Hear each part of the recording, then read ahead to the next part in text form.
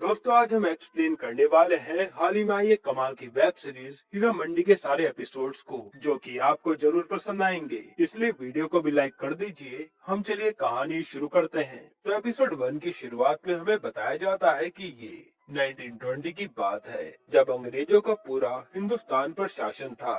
तब लाहौर के नवाब अक्सर ही अपने मनोरंजन के लिए तबायफ के पास जाया करते थे। अब हमें रेहाना नाम की एक तबायफ को दिखाया जाता है, जिसके हाथ में उसकी छोटी बहन मल्लिका का बच्चा है। और आज रेहाना उस बच्चे को किसी कुतुबुद्दीन नाम के नवाब को बेच देती है, जिसके बदले में रेहाना को काफी अच्छी रकम भी मिलती है। अब जैसे ये बात मल्लिका को पता चलती है, वो रेहाना पर चिल्लाने लगती है, क्योंकि उसे उसका बच्चा चाहिए था।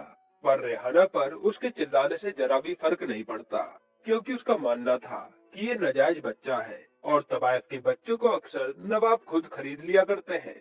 जिस पर मल्लिका कहती है कि आपने मेरा बच्चा छीन लिया, मैं भी आपसे सब कुछ छीन लूंगी। अब ये सीन यही कट होता है और हमें 25 साल बाद का सीन दिखाया जाता है, जहाँ पर अब मल्लिका उन सभी तबायफों की रानी बन चुकी है, जिसकी एक आवाज से ही लोग डर जाते हैं। यहाँ तक कि मल्लिका अपनी बच्चियों पर भी जरा सा प्रेम भाव नहीं दिखाती, या यूँ कहे कि मल्लिका थोड़ी कठोर टाइप की औरत है। इसके बाद हम मल्लिका की छोटी बेटी बिबो जान को देखते हैं, जो नवाब वाली साहब के सामने मुजरा कर रही होती है। फिर सीन जाता है मल्लिका पर, जो नवाब जुल्फिकार के साथ थी, और उन्हें देखकर हम समझ पाते हैं कि ये दोनों बहुत पुराने आशिक रह चुके हैं। अब जब मल्लिका अपने महल में वापस आती है, तो उसकी छोटी बहन वाहिदा आज भी वो जानने वाली साहब से जितनी रकम कमाई थी, वो सब लाकर देती है। तब मल्लिका से कहती है कि ये तो बहुत कम है, क्योंकि मल्लिका को उस पर शक था कि वो अक्सर ही उसमें से रकम चुराया करती है। इसलिए मल्लिका उनकी तलाशी भी करवाती है, पर वाहिदा के पास से कुछ भी नहीं मिलता, और फिर वो रोती भी वहाँ से चली जाती है। हालांकि आगे जाकर हम देख पाते हैं कि हाँ, चोर तो वही है जो अक्सर लुटाए हुए पैसों में से एक हिस्सा रख लेती थी। इसलिए मल्लिका को उस पर शक था।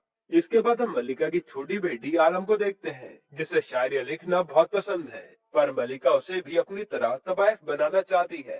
फिर जब आलम के साथ ही साइमा उसे एक मोतियों वाला हार पहना रही होती है, तब गलती से वो टूट जाता है, और साइमा डरने लगती है कि अगर ये बात मल्लिका को पता चल गई, तो आज ही वो मुझे बेच देगी। इसलिए ये दोनों जल्दी से सारे मोती बीनने लगते हैं, क्योंकि मोती बहुत कीमती थे। फिर आलम जब मल्लिका को बताने जाती है कि वो मोतियों की माला तो टूट गई थी, पर हम मोती बीन के लिए आए, वो भी पूरे 100 मोती।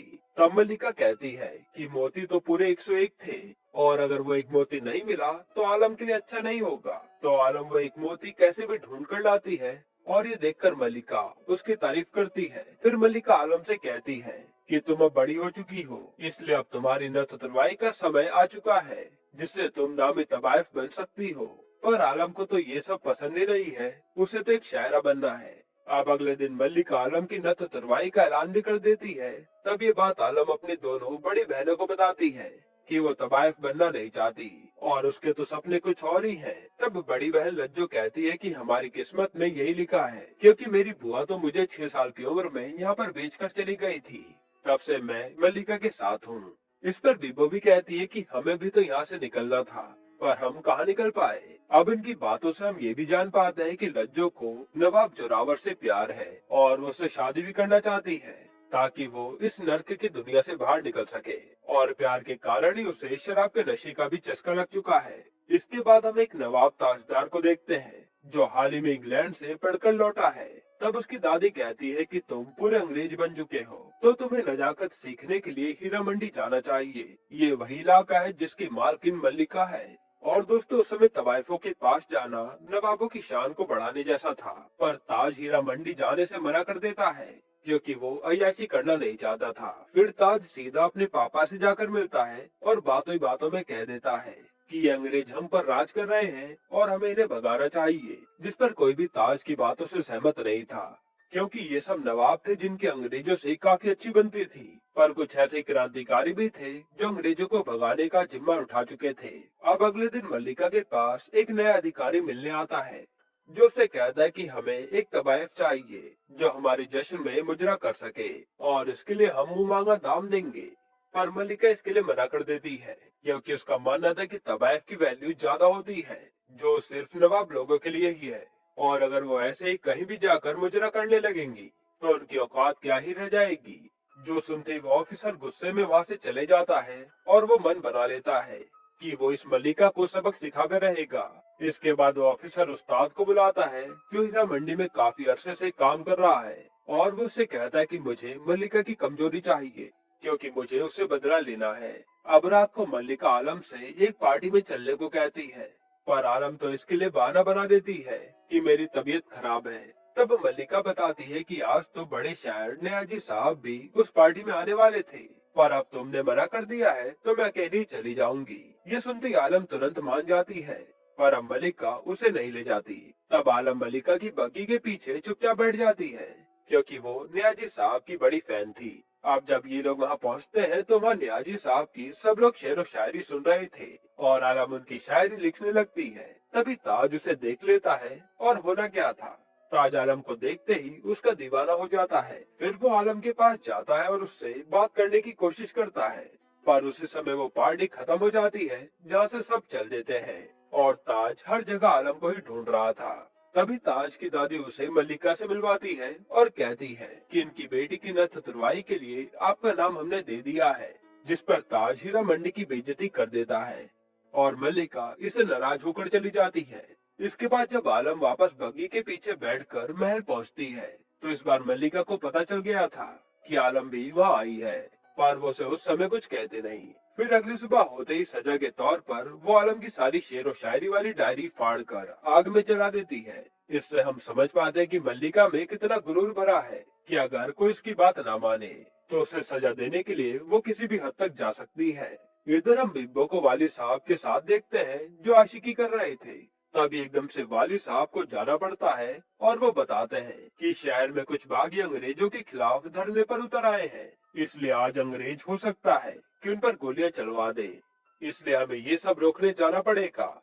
इसके बाद भी वो सीधा आलम के साथ उसको किताब दिलवाने ले जाती है क्योंकि मल्लिका ने तो उसकी सारी किताबें जला दी थी। तब बुक स्टोर से ये लोग बुक खरीदते हैं और मौका देखकर बिब्बो बुक स्टोर के मालिक से अपनी एक खास किताब मांगती है जो उसे किसी भी हाल में किसी क्रांतिकारी तक पहुंचानी थी। अब उस किताब में ऐसा क्या था वो हमें आगे पता चलेगा।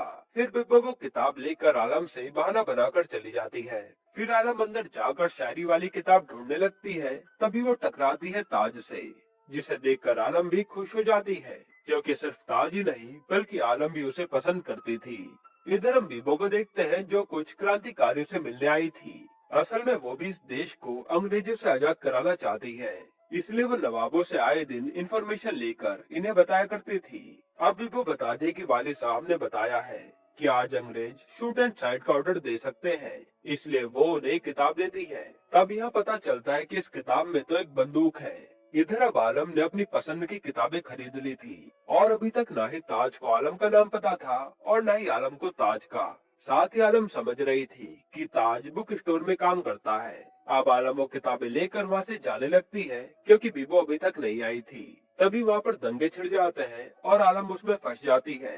तब यहाँ ताज आकर पहले आलम को साइड ले जाकर बचाता है और फिर जब वह एक क्रांतिकारी को अंग्रेजों से पिटता हुआ देखता है तब वो उसकी भी जान बचाता है। फिर जैसे ताज को कोई अंग्रेज गोली मारने वाला था तभी पीछे से वही क्रांतिकारी आता है जिसे बिब्बो ने बंदूक दी थी और वो उसे गोली मारकर ताज को बचा लेता है। अब इसके बाद ताज सीधा आलम के पास जाता है, पर वहाँ से आलम जा चुकी थी और उसका रुमाल वहीं पर गिरा पड़ा था। यहीं पर एपिसोड 1 खत्म होता है।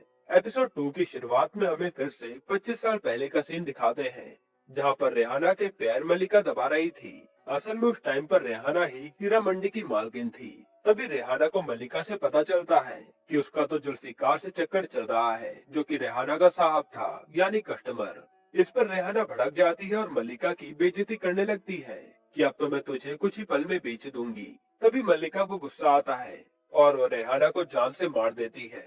थोड़ी देर में वहाँ पर जुल्फिकार भी आता है और वो ये सब देखकर हैरान था। तब ये दोनों मिलकर रेहाना की लाश को महल के बीचों बीच लाते हैं और झूमर पर टांग देते हैं। फिर मल्लिका जुल्फिकार को भगा देती है और जोर जोर से रोने लगती है। असल में इनका प्लान था कि ऐसा दिखाएंगे कि रेहाना ने आत्महत्या कर ली। फिर जब सब लोग यहाँ पर आते हैं तो वो भी मान जाते हैं कि रेहाना ने सुसाइड कर लिया होगा।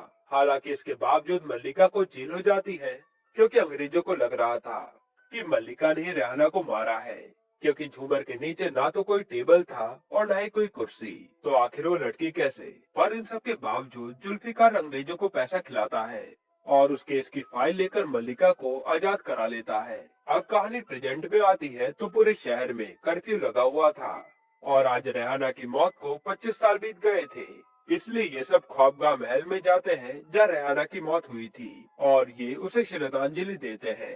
और हम देखते कि मल्लिका रेहाना के लिए अभी भी यही कहती है कि तुम्हारी आत्मा को कभी भी चैन ना मिले, क्योंकि आज भी उसके मन में रेहाना के प्रति द्वेष था। तब मल्लिका की छोटी बहन वहीदा कहती है कि मुझे यहाँ की चाबियां दे दो, मैं अब यहीं रहूंगी, क्योंकि पहले भी मल्लिका वहीदा से वादा कर चुकी थी कि हम तुम्हें ख्वाबगाह देंगे। पर इस बार भी वो उसे मना कर देती है कि अभी हवेली पर केस चल रहा है, वो पूरा होते ही दे देंगे। इसके बाद हम लज्जो को देखते हैं जो अपनी बहन बीबो को बताती है कि वो जोरावर से कितना प्यार करती है और शादी के बाद वो कहाँ कहाँ जाएंगे। पर बीबो जानती थी कि जोरावर तो किसी और लड़के से प्यार करता है और जब वो इस बारे में लज्जो से पूछती है तो लज्जो भड़क जाती है कि जोरावर सिर्फ मेरा है। जिसके बाद वो खूब शराब पीकर जोरावर से मिलने जाती है और वहीं पर गिर जाती है। इधर ताज आज इत्र बनाने वाले के पास जाता है और उसे आलम का रुमाल सुंघा कर पूछता है कि ये खुशबू वाला इत्र किसने लिया था, पर इत्र वाले को तो पता ही नहीं था। तब वो रुमाल आलम की दोस्त साइमा देख लेती है और वो चुपचाप उस रुमाल को लेकर सीधा आलम को दे देती है, जिससे साइमा को पता चलता है कि आलम भी उस आदमी के प्यार में पड़ चुकी है।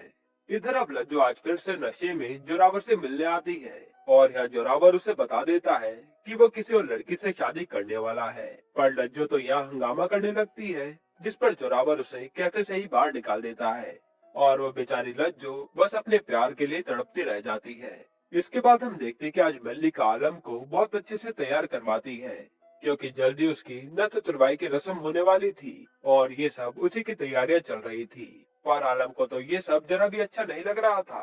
वही बिब्बो को ये भी पता चलता है कि जोरावर जल्दी शादी करने वाला है और उसमें अब लज्जो ही मुजरा करने जाएगी। तब बिब्बो मना करती है कि लज्जो तुम मत जाओ, पर मल्लिका कहते कि इसे जाने दो। अब इसके बाद जोरावर की शादी होती है और वहाँ लज्जो मुजरा दिखाने पहुंच जाती है। फिर जब मुजरा शुरू होता है तो लज्जो बात बात पर जोरावर से चिपकी जा रही थी, इसलिए तंग आकर जोरावर उसे चाटा लगा देता है। तभी वह मल्लिका पहुंच जाती है और वो कहती है कि जो भी लज्जो ने किया उसके लिए उसे माफ कर दो, पर अब जो तुमने किया उसके लिए तुम भी लज्जो से माफी मांगो। इस पर जोरावर गुस्से में मल्लिका को सुनाने लगता है कि तुम तवाइफों की हमारे सामने औकात ही क्या है।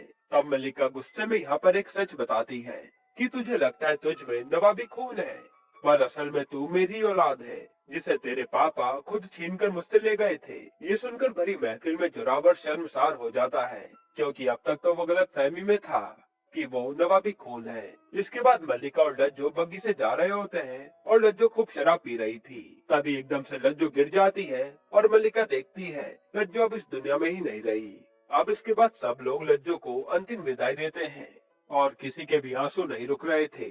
सबका यही मानना था कि प्यार में तो यही हसर होता है।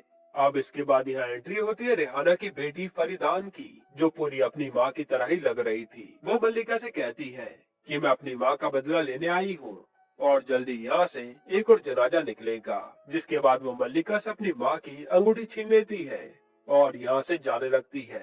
यहीं पर एपिसोड 2 खत्म होता है। एपिसोड 3 की शुरुआत में हम 25 साल पहले मल्लिका और जुल्फिकार को साथ में देखते हैं, जहाँ वहीदा उनके पास आती है और कहती है कि रेहाना के नाम 2 महल थे, एक शाही महल जिसमें आप रहती हैं और एक ख्वाबगा महल जो वीरान पड़ा है, इसलिए आप उसे मेरे नाम कर दीजिए। तब मल्लिका भी कह देती है कि हाँ, हम उसे तुम्हें सौंप देंगे, पर वहीदा का कहना था कि आप दस्तखत कर दीजिए ताकि ऑफिशियली मेरा हो जाए। तब इसी बात को लेकर यहाँ गर्मा गर्मी हो जाती है और जुल्फिकार गुस्से में उसी पेन से वहीदा के चेहरे पर वार करता है और यही निशान आज तक वहीदा छुपा कर रखती है, क्योंकि इससे उसकी सुंदरता कम हो गई थी। अब कहानी प्रेजेंट में आती है, जहाँ आज मल्लिका और वहीदा ख्वाबगाह के मामले के लिए कोर्ट जा रहे थे। असल में ख्वाबगाह महल जिस नवाब का था उसने खुश होकर उसे रेहाना को दिया था और अब उस नवाब की मौत के बाद उसके घर वाले ख्वाबगाह महल वापस मांग रहे हैं, जो मल्लिका देना नहीं चाहती। इसलिए इनका केस कोर्ट में चल रहा था और मल्लिका ने वहीदा से वादा भी किया था कि जैसे ही वो ये केस जीतेंगे ख्वाबगाह उसकी होगी। अब कोर्ट में नवाब की फैमिली का वकील ख्वाबगाह की मांग कर रहा था तब मल्लिका उसका मुंह तोड़ जवाब देती है कि मेरे पास तो ख्वाबगाह की चाबियां हैं, तुम्हारे पास उसके पेपर हो तो बताओ। उसी समय हम वहाँ पर फरीदन को भी देखते हैं जो पूरा केस सुन रही थी। यहाँ मल्लिका नवाब के बेटे की भी बेइज्जती कर देती है, जिस पर वो उसका गिरेबान तक पकड़ लेता है और कोर्ट में मल्लिका के जवाब के कारण ख्वाबगाह मल्लिका का हो जाता है। इसके बाद मल्लिका ख्वाबगाह की चाबी वहीदा के हाथ में देती है, जिससे वहीदा काफी खुश हो जाती है क्योंकि उसे तो बचपन से ही ख्वाबगाह चाहिए था। अब अगले दिन जब वहीदा मल्लिका के पास आती है तो देखती है कि वहाँ तो उस नवाब की बीवी बैठी है और मल्लिका वहीदा से ख्वाबगाह की चाबी लेकर उस नवाब की बीवी के हाथ में दे देती है।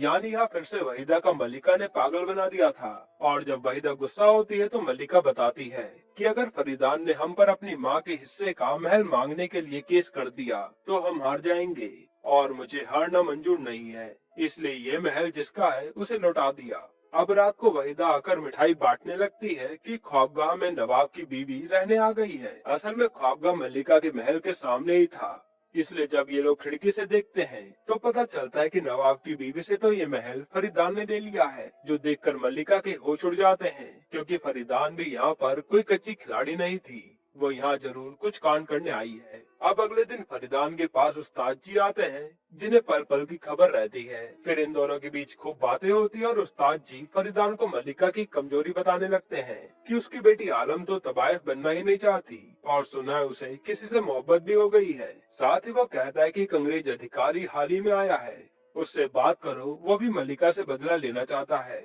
इधर हम आलम को देखते हैं जो आज बुक स्टोर पर ताज से मिलने आई थी क्योंकि उसे लग रहा था कि वो तो यहीं पर काम करता है, पर स्टोर का मालिक बताता है कि वो कोई नौकर नहीं थे बल्कि ताज एक नवाब है।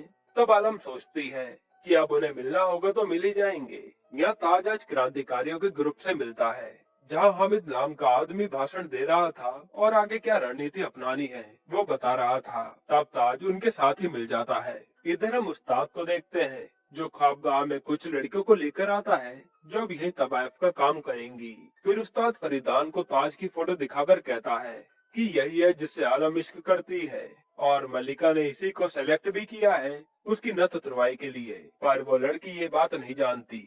अगर आप इसको अपना बना ले तो मल्लिका को तगड़ा झटका लगेगा, पर फरीदान कहते कि नहीं, अब हम इन्हें मिलवाएंगे जिससे इनके बीच इश्क होगा और इश्क तो सब कुछ निकल जाता है। फिर उस्ताद बताता है कि बिबो जान के साहब वाली साहब हैं जिन्हें वो बहुत चाहती है, उनका कुछ करना है क्या? तब फरीदान कहते कि हाँ, हमारा शिकार वाली साहब होंगे।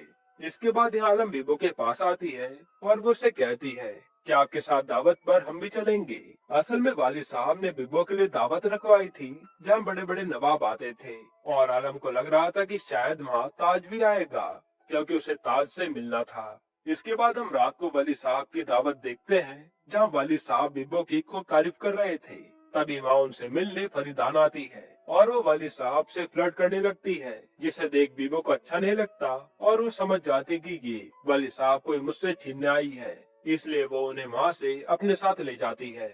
इसके बाद फरीदान सीधा आलम से मिलने जाती है और बातों बातों में ताज का जिक्र छेड़ देती है और ये भी कहते कि ताज से प्यार करती हो तो कल दरगाह पर दुआ मांगना, वो तुम्हारा हो जाएगा।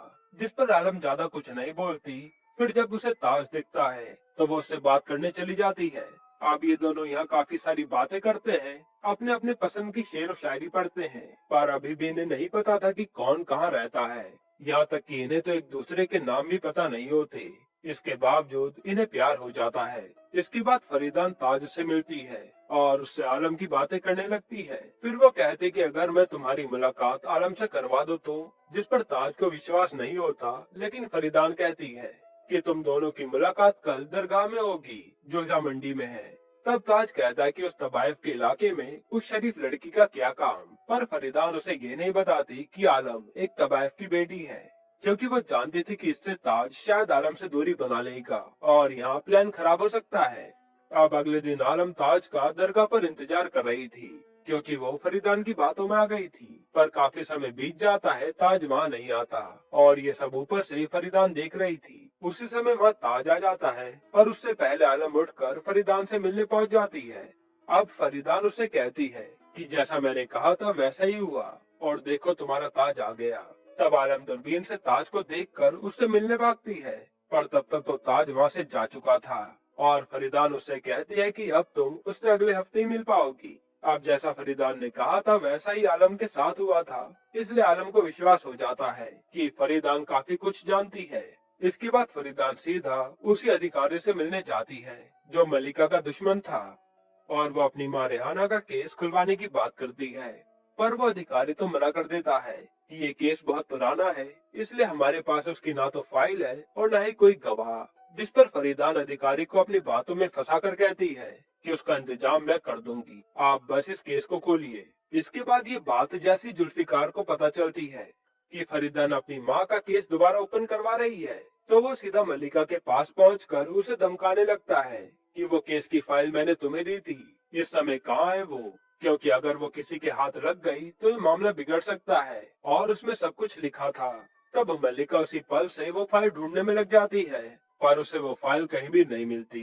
फिर वो वहीदा को बुलाकर फाइल के बारे में पूछती है, क्योंकि 25 साल पहले उसने वहीदा को ही वो फाइल संभालने को दी थी। जिस पर वहीदा बताती है कि वो फाइल तो उसने उसी समय जला दी थी, जिसे सुनने के बाद मल्लिका की जान में जान आती है। इधर हम फरीदान को देखते हैं जो मल्लिका को एक और झटका देने की फिराक में थी, इसलिए वो अपनी नथ तुरवाई की रस्म करवाना चाहती है। तभी बात जैसी मल्लिका को पता चलती है, वो हीरा मंडी की तबाइफों की मीटिंग बुला लेती है, क्योंकि ये रूल था कि नथ तुरवाई कुंवारी लड़कियों की ही होती है, और सबका यही कहना था कि फरीदान तो कई सारे आदमियों के साथ सो चुकी है, और उसे तो मल्लिका ने 9 साल की उम्र में ही बेच दिया था, तो वो कुंवारी कहाँ रही। इस पर फरीदान भड़क जाती है और कहती है कि अगर यही रूल है तो आज से ये रूल बदल जाएगा, और मैं अपनी नथ तुरवाई जरूर करवाऊंगी, और वो इसकी अनाउंसमेंट भी करवा देती है। तब मल्लिका भी फरीदान को हराने के लिए अपनी चाल चलती है, और वो बीबो जान का आखिरी मुजरा रखती है, यानी आज के बाद बीबो जान कहीं मुजरा नहीं कर पाएगी और न ही कभी कोठे पर बैठेगी,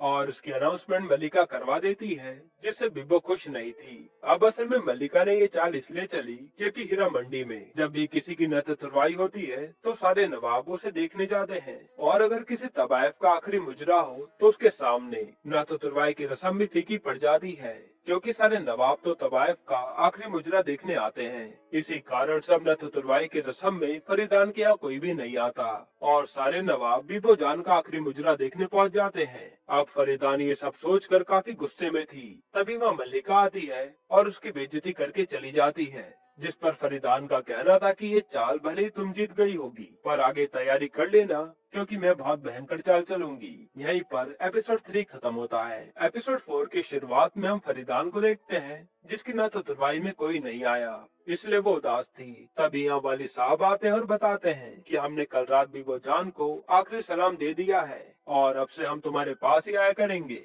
जिससे फरीदान खुश हो जाती है। और ये सब खिड़की से बीबो जान देख रही थी, क्योंकि वो भी वली साहब को चाहती थी। उसके बाद अब मल्लिका जब अपने कमरे में थी, तब वहाँ साइमा गाना गुनगुनाते हुए आती है, जो सुनकर पहले तो मल्लिका को लगता है कि आलम की आवाज है, पर साइमा को देखकर उसका मुंह उतर जाता है, क्योंकि वो आलम से अच्छा गा रही थी। तब मल्लिका साइमा की झूठी तारीफ करती है, पर अगले ही पल साइमा की माँ उसे आकर बताती है कि तुझे मल्लिका ने 10,000 रुपए में बेच दिया है, क्योंकि अगर तू यहाँ रहेगी तो उसकी बेटी का मुजरा फीका पड़ जाएगा, इसलिए मल्लिका तुझे कभी यहाँ रुकने नहीं देगी। तब ये सब सुनते साइमा सीधा इकबाल के पास जाती है, जिससे वो प्यार करती थी, और वो उसे सब बताकर कहती है कि यहाँ से भाग चलते हैं। पर इकबाल तो मल्लिका का वफादार था, इसलिए वो कहता है कि नहीं, मैं तेरे लिए 10,000 रुपए लेकर आऊंगा, जिसके बाद ही हम यहाँ से जाएंगे। तब अगले दिन ये बात साइमा मल्लिका को बताती है कि मैं इकबाल से प्यार करती हूँ और वो आपके पैसे लौटा देगा, जिस पर मल्लिका आराम से मान जाती है और कहती कि ठीक है,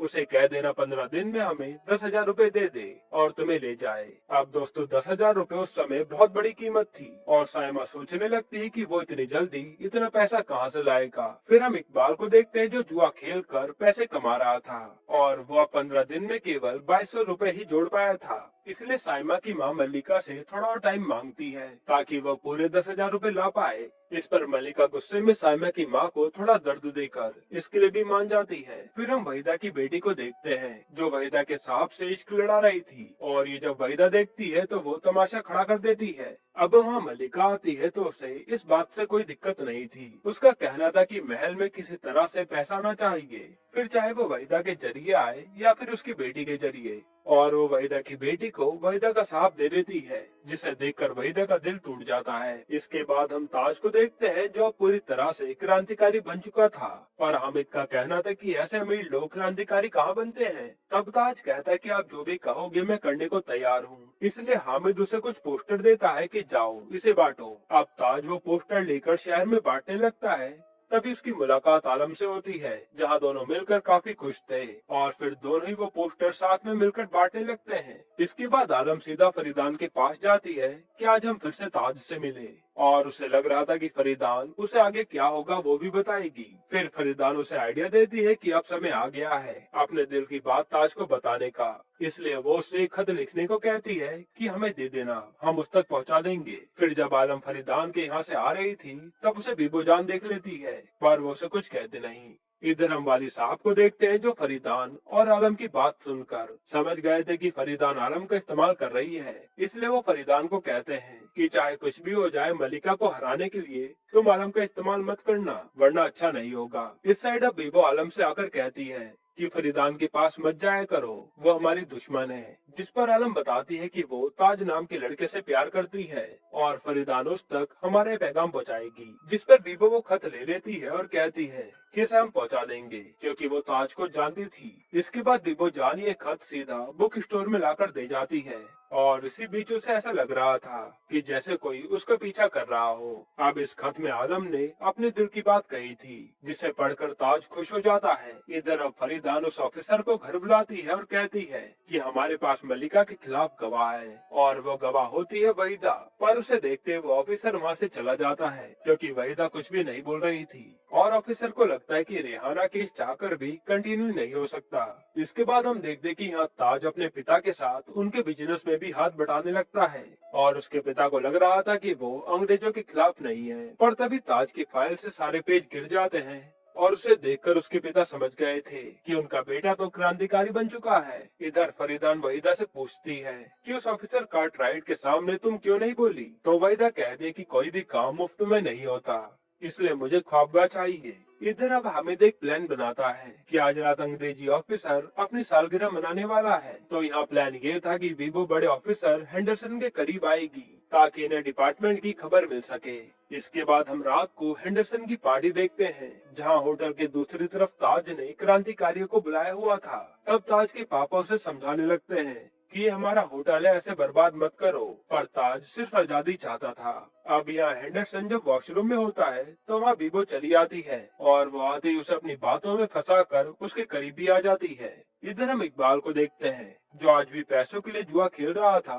तभी पुलिस उसे आकर पकड़ लेती है, और उसे पकड़वाने के पीछे मलिका का ही हाथ था। तब इकबाल भागकर सईमा के पास जीते हुए पैसे देता है और कहता है कि मैं और ले आऊंगा। पर सईमा के सामने पुलिस वाले इकबाल को अपने साथ ले जाते हैं, और ये सब ऊपर से आलम भी देख रही थी। अब आलम सीधा मलिका के पास जाती है और कहती है कि साइमा इकबाल से प्यार करती है, इसलिए उसे मत बेचो। इस पर मलिका कहती है कि ठीक है, पर ये बात मनवाने के लिए तुम्हें नथ उतरवाई की रस्म करवानी पड़ेगी। तो अब साइमा के लिए आलम हाँ कर देती है, और ये सब बाहर खड़ी साइमा सुन रही थी। अब इधर इकबाल को जेल में अंग्रेज खूब टॉर्चर करते हैं, और कार्टराइट इकबाल से कहता है कि तू मलिका के खिलाफ गवाही दे दे कि मलिका अंग्रेजों से गद्दारी कर रही है। साथ ही वो इकबाल को भड़काता भी है, पर इकबाल मलिका के खिलाफ जाने से मना कर देता है, क्योंकि वो उसका वफादार था। यहाँ आलम नथ उतरवाई की रस्म के लिए पूरी तरह रेडी हो जाती है, और ये देखकर बीबोजान के होश उड़ जाते हैं कि आलम इतनी आसानी से कैसे मान गई। तब बीबोजान बताते हैं कि ताज ने तुम्हारे लिए एक खत भेजा है, जिसमें वो आज रात तुम्हें मिलने के लिए बुला रहा है। इस पर आलम कहते कि हाँ,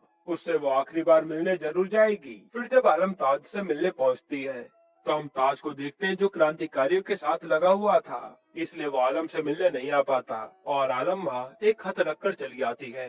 फिर वहाँ से आने के बाद आलम अब अपनी नथ उतरवाई की तैयारियों में लग जाती है। इसके बाद अब सईमा फैसला करती है कि आलम ने उसके लिए बहुत कुछ किया है, इसलिए वो भी कुछ ऐसा करना चाहती है जिससे आलम भी उसे याद रखे। इधर अब फरीदान एक खत लिखती है और उसे सीधा आलम तक पहुंचा देती है कि ये ताज ने भेजा है, जिससे कि फरीदान मलिका को नया झटका देने की तैयारी में थी। अब आलम को वो खत मिल जाता है और फरीदान की दासी कहती है कि आप यहाँ से निकल चलिए, बाकी सब फरीदान आपको समझा देंगी। तभी माँ साइमा भी आती है और वो भी यही कहती है कि तुम्हें यहाँ से निकल जाना चाहिए। अब जैसे बीबो जान आलम के पास आती है तो देखती कि आलम तो यहाँ से भाग चुकी है और अब आलम सीधा एक बग्गी में फरीदान से मिलती है और फरीदान उसे यहाँ से भागने के लिए हौसला देने लगती है। साथ ही वो आलम को एक पल के लिए सोचने तक का मौका नहीं देती कि वो सही कर रही है या गलत। बस फरीदान का कहना ये था कि प्यार में तो कुछ गलत या सही नहीं होता। इधर बीबो जान अब मलिका के पास आती है और बताती है कि आलम भाग चुकी है, जिसके बाद महल की सारी लाइटें बुझा दी जाती है और मलिका की नाक से खून बह रहा था। वहीं हम फरीदान को देखते हैं जो आलम को भगाकर काफी खुश थी और यहीं पर एपिसोड 4 खत्म होता है। एपिसोड 5 की शुरुआत में आलम अब अपनी नथ तुरवाई की रस्म से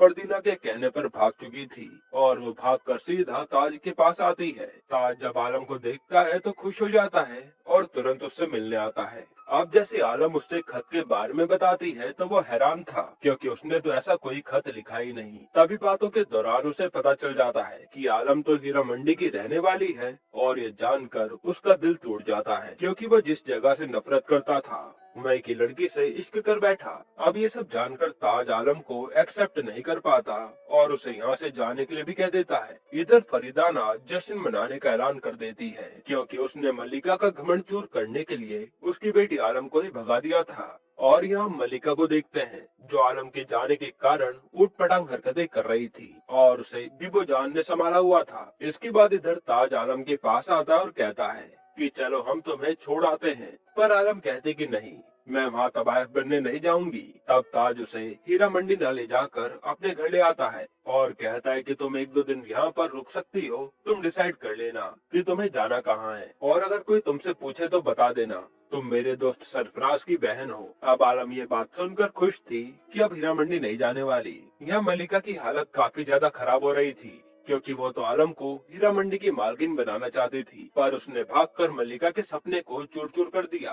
फिर हम आलम को देखते हैं जो सुबह सुबह ताज की दादी से मिलती है और वो उन्हें पसंद भी आ जाती है, पर ताज की बातों से ताज के पिता को डाउट हो रहा था कि आलम सरफराज की बहन नहीं है क्योंकि वो आज तक किसी सरफराज से नहीं मिले थे। हालांकि वो उसे कुछ कहते नहीं और सब हंसी खुशी चल रहा था। इधर बीबो अब क्रांतिकारियों से जाकर मिलती है और उसमें से एक ताज का दोस्त था जिससे पूछने पर पता चलता है कि आलम तो ताज के घर पर एकदम सेफ है और उसके घर वालों को भी उससे कोई प्रॉब्लम नहीं है। ये जानकर बीबो की जान में जान आती है। अब यहाँ ताज आलम से कहता है कि तुम मेरी दादी से इतना ज्यादा घुलो मिलो मत क्योंकि कुछ ही दिनों में तुम चली जाओगी और उन्हें अच्छा नहीं लगेगा। पर आलम कहते कि नहीं, ऐसा कुछ भी नहीं होने वाला और मैं हीरा मंडी नहीं जाऊंगी। इधर हम वहीदा और बीबो को देखते हैं जहाँ वहीदा आज अंग्रेजी अधिकारी हेंडरसन को अपना मुजरा दिखाने जा रही थी। अब जब वो अपना मुजरा दिखाना शुरू करती है तो एंडरसन तो बस बीबो को ही देखे जा रहा था और वो उसे अपने साथ एक कमरे में लेकर चला जाता है और इस बार भी वहीदा का पागल बन जाता है क्योंकि उसका प्लान था कि वो हेंडरसन को अपना साहब बना लेगी और उस पर पैसों की बारिश होगी।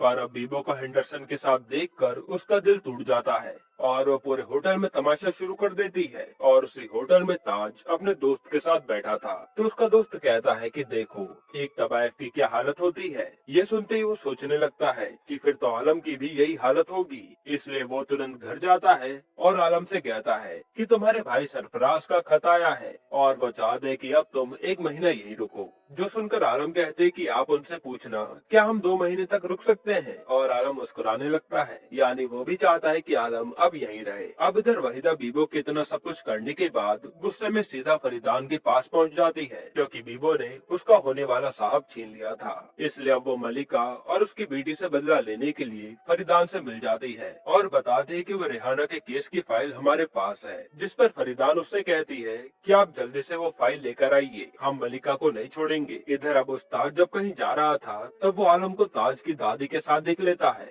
और उस्ताद से ये बात पचती नहीं, इसलिए वो तुरंत ये खबर लेकर मलिका के पास पहुंच जाता है और वहाँ कहता है कि कल ईद है, इसलिए आप ताज बलोच के महल में जरूर जाइएगा, आपको वहाँ खुशखबरी मिलेगी। और बीबो जान समझ जाती है कि उस्ताद ने आलम का ही पता बताया है। अब अगले दिन ईद का जश्न मनाया जा रहा था। तभी वहाँ पर मल्लिका आती है और उसे देखकर आलम डर जाती है। मल्लिका अब जैसे सच बताने वाली थी तो ताज पहले ही बोल पड़ता है और पूरा सच अपनी फैमिली को बता देता है कि आलम कहाँ से आई है और वो कौन है। साथ ही वो कहता है कि मैं आलम से इश्क करता हूँ और उससे शादी भी करना चाहता हूँ। जो सुनकर उसकी दादी का तो दिल टूट जाता है क्योंकि अब तक ताज ने उनसे भी झूठ बोल रखा था। तब मल्लिका कहती है कि एक तबायब से नवाब की शादी होना इम्पॉसिबल है, पर ताज ने तो ठान लिया था कि वो आलम से ही शादी कर आएगा। इसलिए मल्लिका भी उसे चैलेंज कर देती है कि हम भी देखते हैं कि ये शादी तुम कैसे करते हो। और यहीं पर एपिसोड 5 खत्म होता है। एपिसोड 6 की शुरुआत में वहीदा मल्लिका को भड़का रही थी कि आपसे अपनी बेटी तो संभाली नहीं जा रही, आप ये शाही महल कैसे संभाल पाओगी। फिर इधर हम ताज को देखते हैं जिसे उसके पिता ने घर से निकाल दिया था, इसलिए ताज अपनी दूसरी कोठी पर जाता है जो उसके मामा संभालते थे। तब ताज के साथ आलम को देखकर वहाँ उसके मामा कहते हैं कि तुम्हारी शादी तो हुई नहीं तो ये लड़की यहाँ नहीं रह सकती, क्योंकि शादी से पहले तो सिर्फ तबायफ ही ऐसे आती है और अगर ये यहाँ रहेगी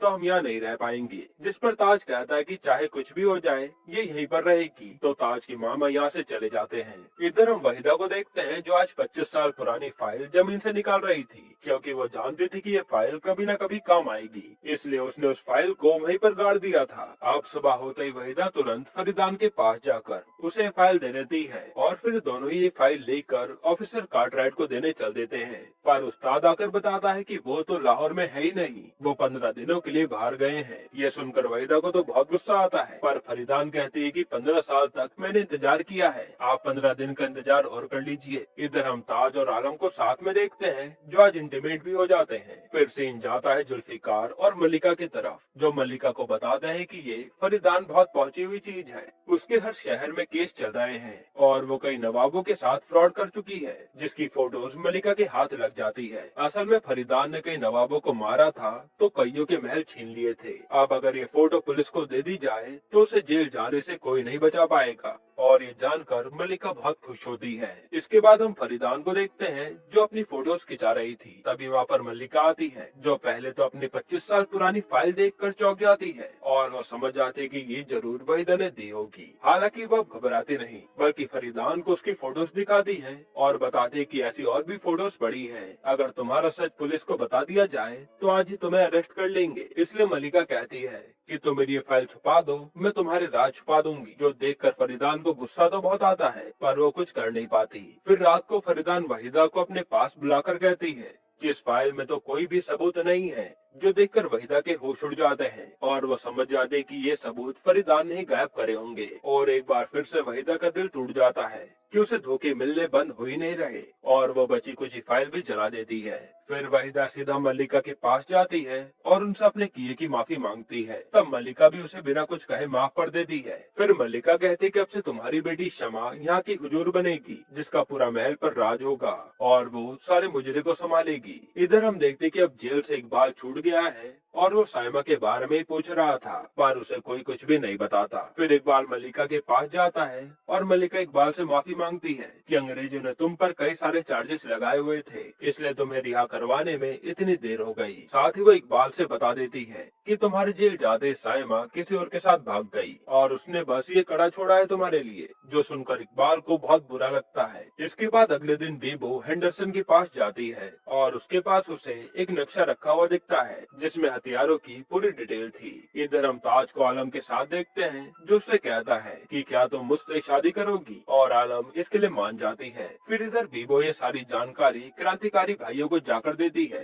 ताकि ये लोग वहाँ से हथियार चुरा सके जो क्रांति लाने में काम आ सकते हैं। और जब वो ताज से आलम के बारे में पूछती है तो ताज कहता है कि हम दोनों जल्दी शादी करने वाले हैं, जो सुनकर बीबो को बहुत खुशी होती है। अब शादी होने से एक दिन पहले ताज अपने यहाँ पर एक बड़ी दावत रखता है जहाँ पर बड़े बड़े नवाब और अंग्रेज आए हुए थे। असल में ये सब इसलिए किया गया था ताकि ये पीछे से सारे हथियार चुरा सके और इससे किसी को उन पर शक भी नहीं होगा।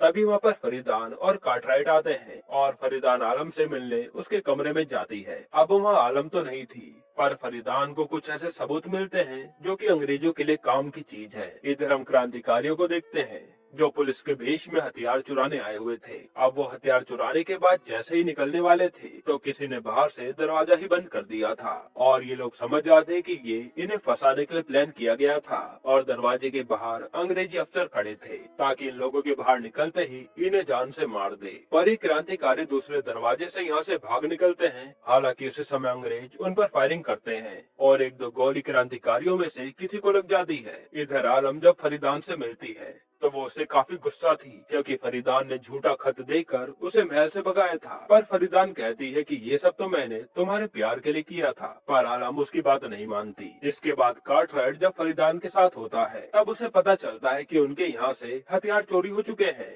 इसलिए वो जल्दी से जाने लगता है। तब फरीदान कहते कि मैं तुम्हें बता सकती हूँ कि ये चोरी किसने की है और मेरे पास सबूत भी है, पर उसके लिए तुम्हें मेरा भी काम करना पड़ेगा। तब कार्टराइट इसके लिए मान जाता है। तो फरीदान बताती है कि रेहाना वाला केस तो मैंने वापस ले लिया है, पर तुम उसकी चुपचाप तहकीकात करते रहो क्योंकि मुझे किसी भी हाल में मल्लिका से बदला लेना है। यह सुनकर कार्टराइट भी हाँ कर देता है कि केस तो मैं अपनी जिम्मेदारी पर ओपन कर लूंगा। और फिर फरीदान उसे चोरी के सबूत दे देती है जो उसे आलम और ताज के कमरे से मिले थे। इधर हम देखते हैं कि आज आलम अपनी शादी के लिए काफी खुश थी। तभी यहाँ पर पुलिस वाले आ जाते हैं और ये देखकर आलम सारे सबूत छुपाने लगती है जो कि क्रांतिकारियों के प्लान की डिटेल थी। अब ताज भी यहाँ नहीं था और आलम को पुलिस सबूत के साथ पकड़ लेती है, जिसके बाद आलम को पीट कर यहाँ से ले जाया जाता है। इधर हम देखते हैं कि वो गोली जिसके लगी थी वो हामिद ही था और ये सोचने लगते हैं कि हम में से कोई गद्दार है, वरना हमारा प्लान अंग्रेजों तक कैसे पहुंचता।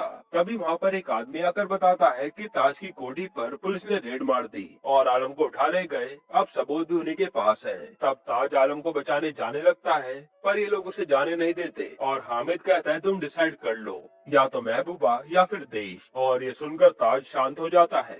हालांकि अगले ही पल ताज अपने पिता के साथ पुलिस स्टेशन जाता है और वह कार्टराइट को ताज पर पूरा शक था कि वो भी क्रांतिकारियों से मिला हुआ है, क्योंकि कोठी से जो सबूत मिले थे वो उसी के लग रहे थे। पर वह आलम को बुलाया जाता है तो वो कहती है कि ये सारी प्लानिंग तो मैंने ही की थी और ताज का इसमें कोई हाथ नहीं है। तब अंग्रेज कहता है कि ताज तो तुमसे शादी भी करने वाला था, तो उसे तुम्हारे बारे में पता कैसे नहीं चला। तब ताज बोल पड़ता है कि इन तबायफों से शादी कौन करता है, मैं कोई शादी वादी नहीं करने वाला था। असल में अब ताज देश के लिए मोहब्बत को कुर्बान करने के लिए भी तैयार था। इसी के बाद आलम को जेल हो जाती है और यहीं पर एपिसोड 6 खत्म होता है। एपिसोड 7 की शुरुआत में हम मल्लिका और बिबो जान को देखते हैं, जहां बिबो बताते कि आलम को पुलिस ने अरेस्ट कर लिया है, इसलिए वो मल्लिका से आलम को छुड़ाने के लिए कहती है। पर मल्लिका कहते कि आलम का ताज कहाँ गया, वो तो उससे शादी करने वाला था। तब बिबो कहते कि ताज का तो पता नहीं, पर आप आलम को बचा लीजिए। जिसके बाद अपनी बेटी के लिए मल्लिका पुलिस स्टेशन पहुंच जाती है आलम को बचाने। पर यह कार्टराइट नहीं होता तो वो वहीं पर बैठकर उसका इंतजार करने लगते हैं। फिर हम कार्टराइट को देखते हैं जो फरीदान के साथ था। अब यहाँ मल्लिका को कार्टराइट का इंतजार करते करते रात हो जाती है और थोड़ी देर बाद कार्टराइट आता है। तब मल्लिका उससे आलम को छोड़ने की बात करती है, पर यह कार्टराइट बताता है कि आलम तो क्रांतिकारियों के साथ मिली हुई है, उसे हम नहीं छोड़ सकते। जिस पर मल्लिका कहती है कि मैं अपनी बेटी को छुड़ाने के लिए कुछ भी कर सकती हूँ। ये सुनकर कार्टराइट अलग ही मूड में आ जाता है और वो मल्लिका से गाना गाने को कहता है तो मल्लिका गाने लगती है। फिर वो उससे डांस करने को कहता है तो मल्लिका वो भी करती है। फिर कार्टराइट मल्लिका से कपड़े उतार कर डांस करने को कहता है, जिस पर मल्लिका को गुस्सा आ जाता है। पर यहाँ आलम का सवाल था और मल्लिका जानती थी कि इसके बाद ये लोग क्या करना चाहेंगे, इसलिए वो अपना शरीर ही उन्हें सौंप देती है और ये सारे अंग्रेज मल्लिका के साथ इंटीमेट हो जाते हैं। इसके बाद हम कार्टराइट को फरीदान के पास देखते हैं जो उसे बताता है कि हमने तुम्हारे कहने पर मल्लिका को सबक सिखा दिया है और मेरा बदला भी पूरा हुआ। अब ये सुनते फरीदान दुखी हो जाती है क्योंकि वो चाहती तो थी कि वो मल्लिका को बर्बाद कर दे, पर उसने कभी ये सोचा नहीं था कि ये अंग्रेज उसकी तो इज्जत ही सरेआम लूट लेंगे। और ये सोचकर फरीदान रोने लगती है। इधर हम मल्लिका को देखते हैं जो आलम को तो छुड़ा लाई थी, पर उसके साथ जो भी अंग्रेजों ने किया था वो ये सब भूल ही नहीं पा रही थी और उसकी हालत काफी नाजुक थी। अब अगले दिन आलम बिबो जान को बताती है कि वो प्रेग्नेंट है और उसके पेट में ताज का बच्चा है। ये सुनकर बीबो बहुत खुश होती है। तब आलम कहते कि मैं अपने बच्चे को दुनिया में जरूर लाऊंगी और उसे बताऊंगी कि तुम्हारे पिता ताजदार हैं। इधर अब ताज बीबो से मिलता है और आलम का हालचाल पूछता है, पर बीबो तो पहले उसे काफी सुनाती है कि तुम उसे जेल में ऐसे ही क्यों छोड़ आए। फिर वो उसे बताती कि आलम प्रेग्नेंट है और तुम बाप बनने वाले हो। अब ये सब जानकर ताज सीधा अपने पिता के पास जाता है और कहता है कि मैं आलम से शादी करना चाहता हूँ, पर ताज के पिता इसके लिए मना कर देते हैं। लेकिन ताज की दादी उसकी ये बात मान जाती है और अगले ही पल ताज और उसकी दादी रिश्ता लेकर मलिका के पास आते हैं। तब यह मलिका बात बात पर उनकी बेइज्जती कर रही थी, जिस पर आलम की दादी ये बात संभालती है और मलिका इस शादी के लिए मान जाती है। फिर वो कहते कि रात के 10 बजे से पहले बारात लेकर आ जाना, वरना 10 बजे के बाद हम आलम को मुजरे पर बैठा देंगे और फिर कुछ भी सही नहीं हो पाएगा। ताज भी इसके लिए मान जाता है। इसके बाद हम इकबाल को देखते हैं, जिसके पास उस्ताद आता है और वो उसे बता देता है कि उसकी साइमा किसी के साथ भागी नहीं, बल्कि मलिका ने उसे दो आदमियों के हाथों बेच दिया था। जो सुनकर इकबाल टूट जाता है और वहाँ से चले जाता है। फिर यहाँ बीबो शादी का पहला कार्ड सीधा जाकर फरीदान को देती है कि आपके कारण ही ताज और आलम इतना आगे बढ़ पाए, जिस पर फरीदान पहली बार आज इतना खुश होती है। इधर हम ताज के पिता को देखते हैं, जो ताज की शादी से बिल्कुल भी खुश नहीं थे। पर ताज की दादी कहती है कि ये शादी तो होकर रहेगी, फिर तुम चाहे मानो या न मानो। और इस पर ताज के पिता गुस्से में चले जाते हैं, जिसके बाद वो शादी तोड़वाने के लिए सीधा कार्टराइट को कॉल लगा देते हैं। यहाँ उन्होंने कार्टराइट को कुछ ऐसा बता दिया था जिससे शादी टूट जाएगी। अब इधर आज आलम की शादी की तैयारियों में सब एंजॉय कर रहे थे, क्योंकि आज पहली बार हीरा मंडी में बारात आने वाली थी और इससे आलम भी खुश थी। वहीं दूसरी तरफ ताज और उसकी दादी भी शादी को लेकर काफी ज्यादा खुश थे और थोड़ी देर में वहाँ से बारात निकलने वाली थी। तभी यहाँ पर पुलिस वाले आ जाते हैं और कार्टराइट ताज को बताता है कि अंग्रेजों से बगावत करने के इल्जाम में उसे अरेस्ट किया जाता है। तब ताज अपने पिता से कहता है कि आप बस इनसे 10:30 तक की मोहलत मांग लीजिए, मैं शादी करके अरेस्ट हो जाऊंगा। और यहाँ पता चलता है कि ताज के पिता ने ही कार्टराइट को इन्फॉर्मेशन दी थी ताकि वो ताज को अरेस्ट कर ले और ये शादी ना हो पाए। जिसके बाद पुलिस वाले ताज को अरेस्ट करके अपने साथ ले जाते हैं और ताज की शादी का सपना यहीं पर चूर चूर हो जाता है। थोड़ी देर में ये बात मलिका को भी पता चल जाती है और वो सीधा आलम को जाकर बताती है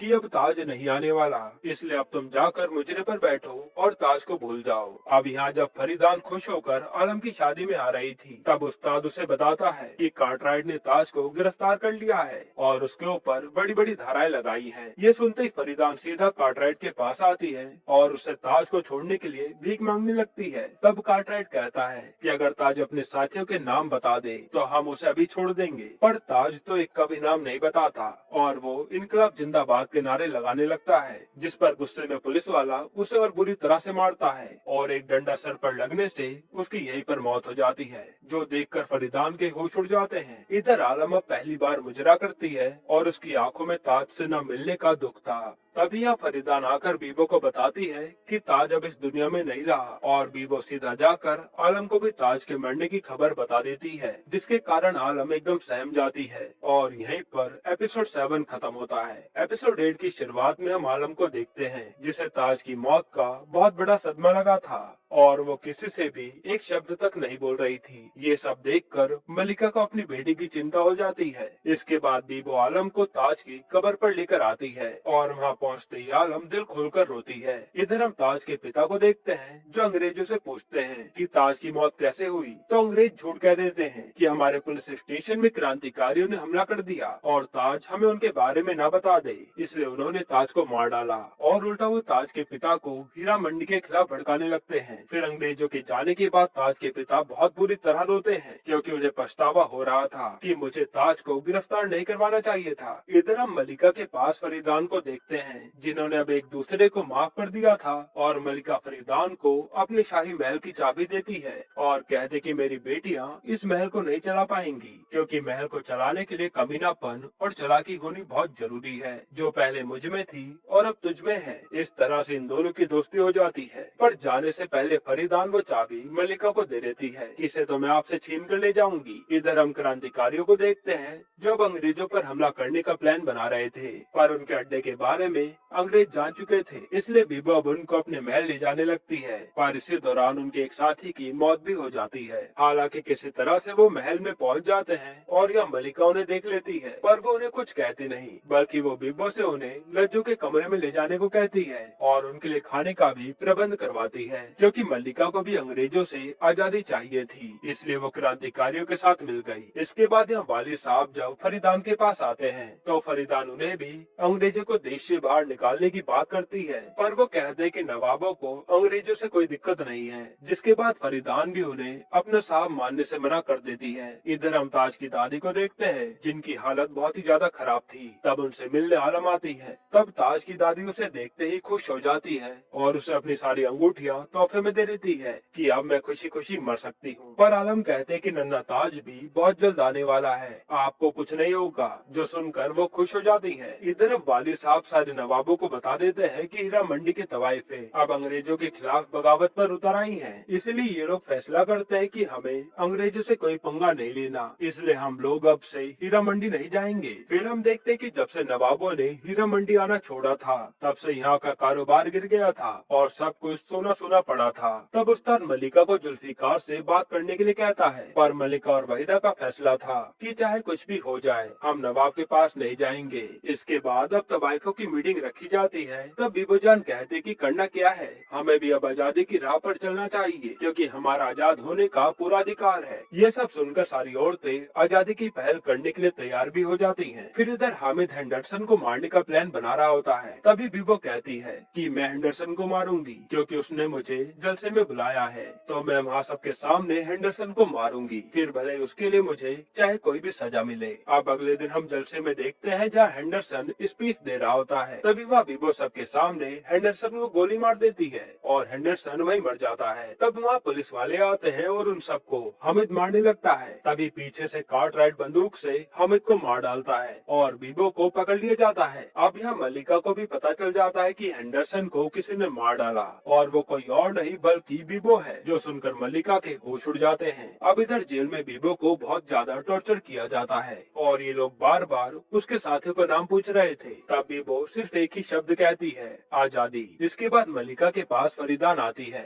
जो कहती कि बीबो जान को बचाना बेहद जरूरी है, वरना कल कार्टराइट बीबो जान को मार डालेगा। तब ये लोग फैसला करते हैं कि अब हम भी जंग के लिए अंग्रेजों से भिड़ जाएंगे। इसके बाद यहाँ आलम के पास उस्ताद जी आते हैं और उससे कहते हैं कि तुम्हारे लिए एक ऑफर है। असल में कार्टराइट तुम्हारे साथ सोना चाहता है, जिस पर पहले तो आलम भड़क जाती है, पर उस्ताद बताता है कि इससे अच्छा मौका नहीं मिलने वाला। कार्टराइट से बदला लेने का तुम ये बंदूक रखो और उसे गोली मार देना। तब आलम भी इसके लिए मान जाती है। इधर हम बीबो जान को देखते हैं जो पिटने के बाद बेसुध पड़ी थी और आज रात को पुलिस वाले उसे जान से मारने वाले थे। तभी हम यहाँ देखते हैं कि हीरा मंडी की सारी तवाइफें सड़क पर उतर आई हैं और ये सब बीबो के पास ही जा रही थी ताकि ये लोग बीबो को हौसला दे सके कि हम भी तुम्हारे साथ हैं। फिर इधर से आलम और उस्ताद जी कार्टराइट के पास जाते हैं और यहाँ कार्टराइट अब आलम के साथ इंटीमेट होने ही वाला था और इधर जब औरतें आगे बढ़ती जा रही थी तब उन्हें रोकने पुलिस वाले आते हैं और उन्हें मारते भी हैं, पर ज्यादा देर उन सबको रोक नहीं पाते और ये जुलूस पुलिस स्टेशन की दीवारों तक पहुंच जाता है। उसी साइड हम देखते हैं कि अब बीबो जान को पुलिस वालों ने मारने के लिए सामने रखा है और एक ही ऑर्डर पर बीबो जान को गोलियों से भून दिया जाता है और इधर आलम भी कार्टराइट को जान से मार डालती है। हालांकि अब बीबो के मरने से सारी औरतें अब आजादी की मुहिम में उतर गई थी। यहीं पर ये वेब सीरीज खत्म होती है। दोस्तों, आपको वेब सीरीज कैसी लगी हमें कमेंट में जरूर बताइएगा। वैसे एक छोटा सा रिव्यू दूं तो ये वेब सीरीज स्टार्टिंग में तो इंटरेस्टिंग लगी थी, पर बीच बीच में ये बोर होती जा रही थी। बाकी ओवरऑल वेब सीरीज अच्छी है। अब इसके अलावा आपको कौन सी वेब सीरीज का एक्सप्लेनेशन चाहिए हमें कमेंट में बताइएगा। और अगर आपको हाल ही में आई एक कमाल की वेब सीरीज देखनी है तो आप ये वीडियो देख लीजिए।